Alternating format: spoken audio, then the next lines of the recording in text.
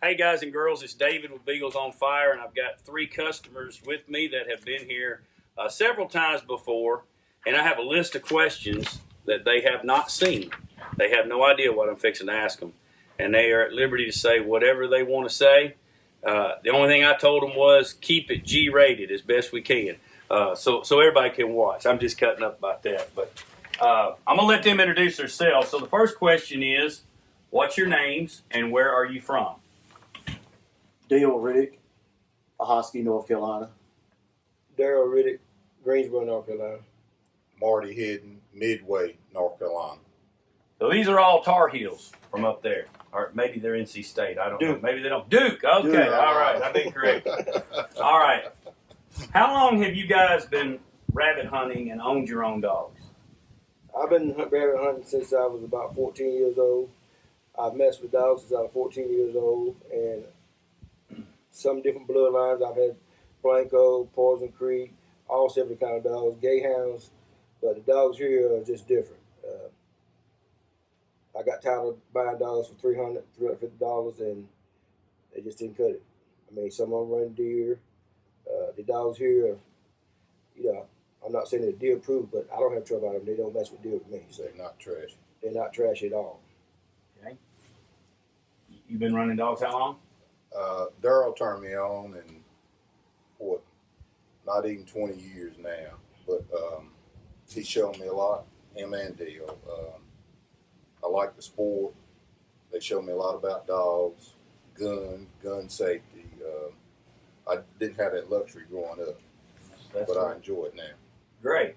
And y'all are brothers, so Yes. Are you the older brother or the younger brother? Younger brother. Younger brother. Yeah, so And the our better father looking one, started us, and we carried it on. Oh, that's awesome. Awesome. So this has been in y'all's family for a long, long time. Yes, sir.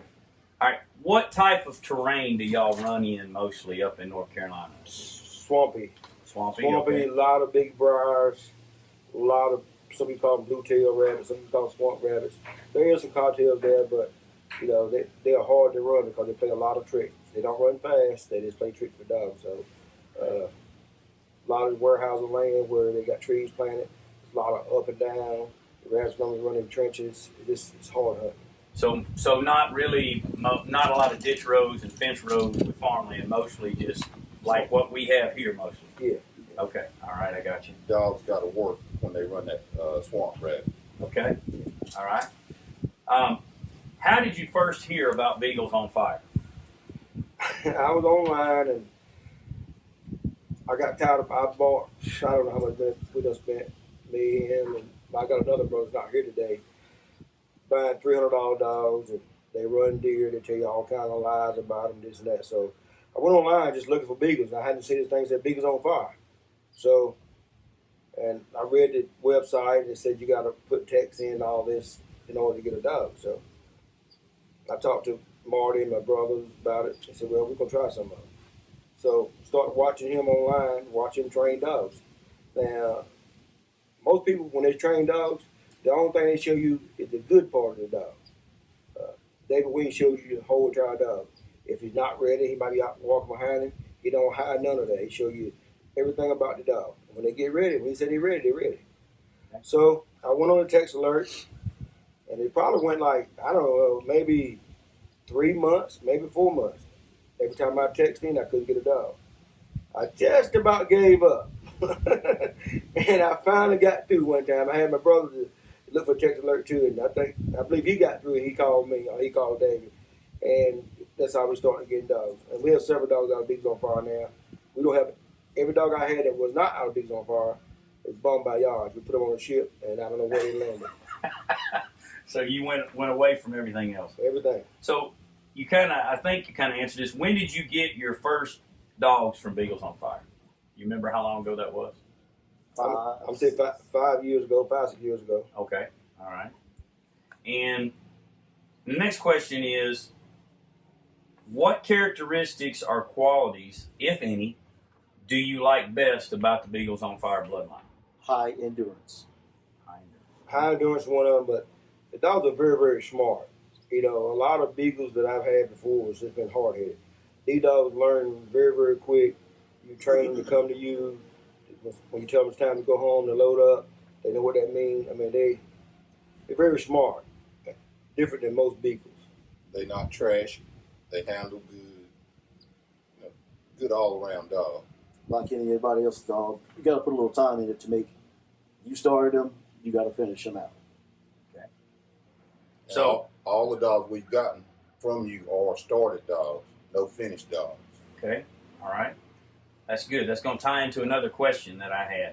But next question is: was there any difference in the dogs you got from Beagles on Fire and what you had previously been running? Oh, yeah. Okay.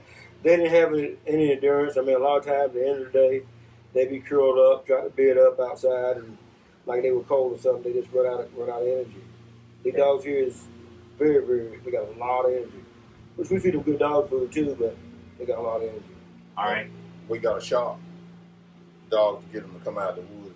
The younger ones, when we first get them, Right. they not ready to leave. Okay. All right. That's good.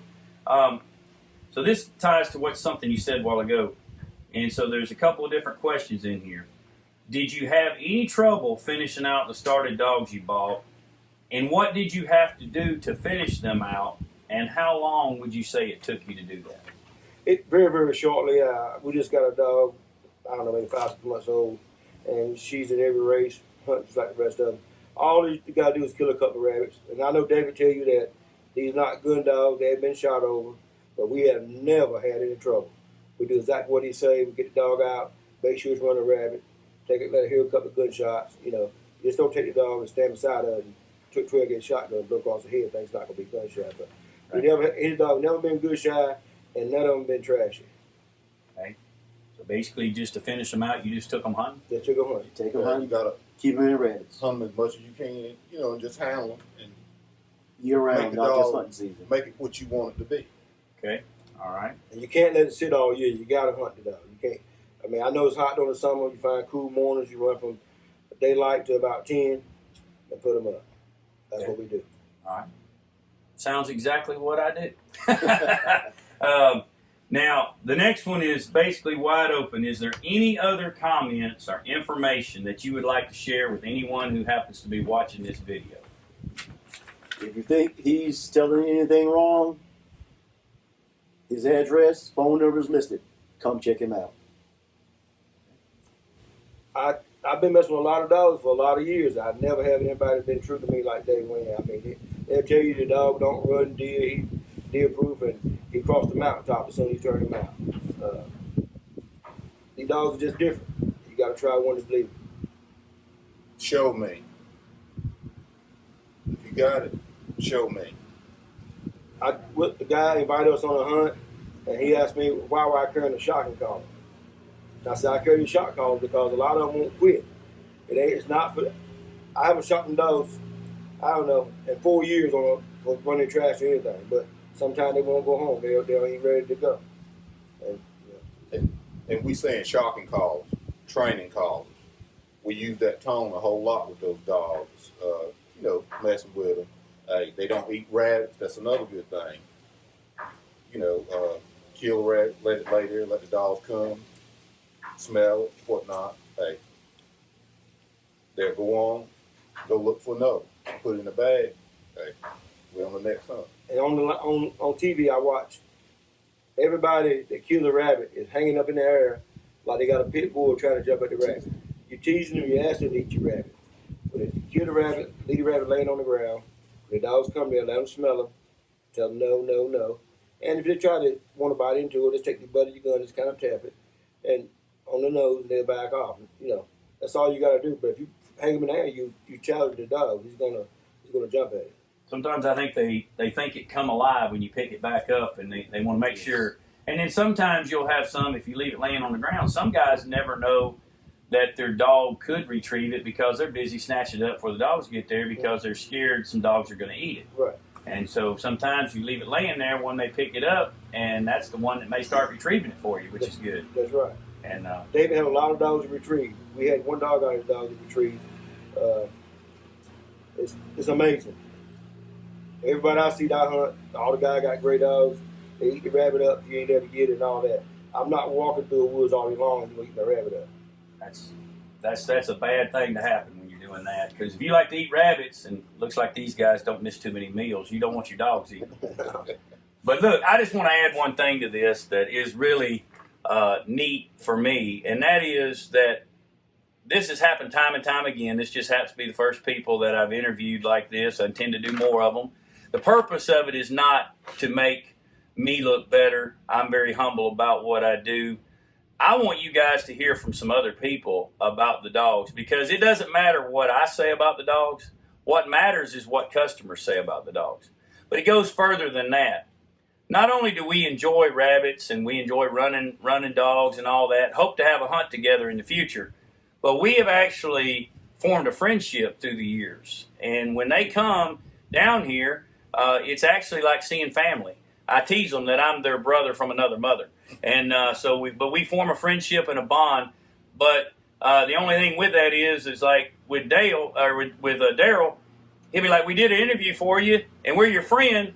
Now, let us know about the dogs before you text them. But does that happen, Darryl? I have to be fair to everybody, so I still put them out there. So he's had to learn to get real quick on the trigger on the text like everybody else. But one time I thought I won't get one at all. I mean, we waited and we waited, and we text. He said, I'm sorry, they all gone. I'm sorry, they all gone. I've heard it numbers of times. He's heard it a lot. It's all comes down to calling and just being lucky to get through sometimes. It's just amazing what God has blessed us with. But God has not only blessed me with the ability to and the places to have to raise dogs like this, but He's blessed me with good people to meet, to have friendships with. You know, in the world right now, we see a whole lot of mess that goes on with racism and differences and all that. I can tell you one thing: there's no difference in us. We're rabbit hunters. We're rabbit hunters, and that's all we care about. We don't care about the color of each other's skin or anything like that. And the world would be a lot better place if we could get to that point. And I appreciate you guys' business over the years, and I appreciate you guys doing this interview, and I hope that it's a blessing to someone out there that may not know whether all the stuff they're reading is true or not. And guys, Marty touched on something when he said, show me. And that's one thing that I will tell you. If you come down here, I expect you to believe everything that I say is a lie, because that'll cover about 90 to 95% of the guys selling dogs out there. So it's my job to put the dogs on the ground. The dog don't know how to lie, and that's all we can do is drop them out. And yes, some days the dog will stand on its head and not do what it's supposed to do. Matter of fact, I'll tell you a funny story on Darryl real quick. Is there's a dog I have named Trouble, and Trouble got her name from this man right here, because he was coming down, and back then we had a deposit on the dogs, and he had put a deposit on 2 or 3. Her and her sister. And he went to bend down to get her to come to him. She turned and went backwards, and he said, I don't want that one. I'll have trouble catching it. And I said, that's fine. I'll keep her. Her name's Trouble. He's been trying to get that dog back from me ever since. So sometimes they don't show you what they really are, but I understand you have to buy what you see. So I always give him a hard time about that he made the wrong decision there. But that's okay. We still friends about it. And I did. And when David was training the dogs, he had 2 videos showing each one of them with a rabbit in his mouth. And he said, I'm going to charge you double. And then I ended up not buying one of them. Right. You're trying to save that money, but that's okay. Trouble's here, and we breed her, and hopefully we'll have some more dogs coming out of her again. I think she's in heat now, so hopefully we'll have something coming up soon. But I appreciate y'all watching. Thanks for everything. Feel free to put any comments you want. If they see it, I'm sure they'll answer it. And if you are a customer of Eagles on Fire and would like to be interviewed, just let me know that, and I'll be glad to do the same thing with you. So I hope this was a help to y'all, and y'all have a great day, and God bless you.